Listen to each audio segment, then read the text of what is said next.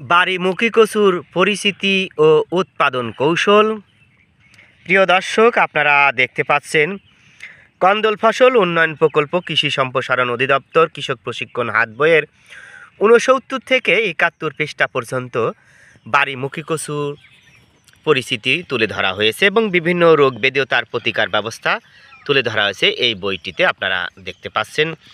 তো যাই হোক, কখন মুখী কচু চাষ করবেন, কিভাবে মুখী কচু চাষ করবেন, প্রিয় দর্শক আপনারা দেখতে পাচ্ছেন শতভাগ সফল বাড়িলতিরাজ কচু চাষি মোহাম্মদ ফজর আলী এই যে মুখী কচু বীজ রোপণ করছে।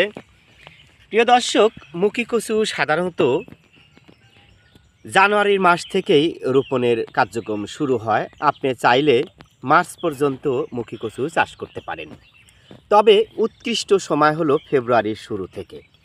দেখেন, একটি মুখী কচু থেকে আরেকটি মুখী কচুর দূরত্ব দেওয়া হয়েছে 8 ইঞ্চি এবং একটি মুখী কচুর সারি থেকে আরেকটি মুখী কচুর সারির দূরত্ব দেওয়া হয়েছে 20 ইঞ্চি।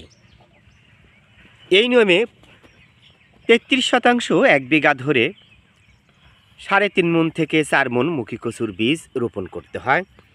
বাংলাদেশে সর্বত্রই মুখী কচুর চাষাবাদ হয়ে থাকে। বাড়িমুখী কচু 1 এবং বাড়িমুখী কচু 2 সাধারণত সবচেয়ে বেশি চাষ হয়।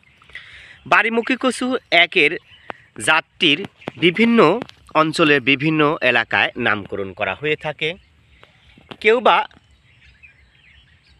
পিন্নিমুখী কচু, কেউ বা বিলাসী, কেউ বা দুলিমুখী কচু, গুড়ি কচু, ছড়া কচু ইত্যাদি নামে অভিহিত করা হয়। তবে কেউ কেউ কুড়ি কচুও বলে থাকে। যে নামেই ডাকেন না কেন, এই সবজিটা খুবই উৎকৃষ্ট মানের। বিশেষ করে ইলিশ মাছ দিয়ে খেতে পছন্দ করেন না এমন বাংলাদেশে কেউ খুঁজে পাওয়া যাবে না। এই বাড়িমুখী কচুর পুষ্টিমান খুবই ব্যাপক। মুখী কচুতে 64% জলীয় অংশ রয়েছে, 266 কিলো ক্যালোরি খাদ্য শক্তি রয়েছে। তাছাড়াও রয়েছে শর্করা, আমিষ, calcium, carotene, vitamin B1, vitamin B2 এবং শর্করা। যারা মুখী কচু চাষ করতে চান, ভিডিও স্ক্রিনে ফোন নাম্বার দেখছেন, চাইলে আমাদের সাথে যোগাযোগ করে মুখী কচু সংগ্রহ করতে পারেন।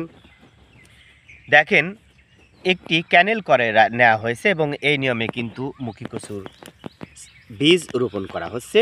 মুখী কচুর রূপান্তরিত কাণ্ড সাধারণত বীজ হিসেবে ব্যবহার করা হয়ে থাকে, আপনারা দেখতে পাচ্ছেন।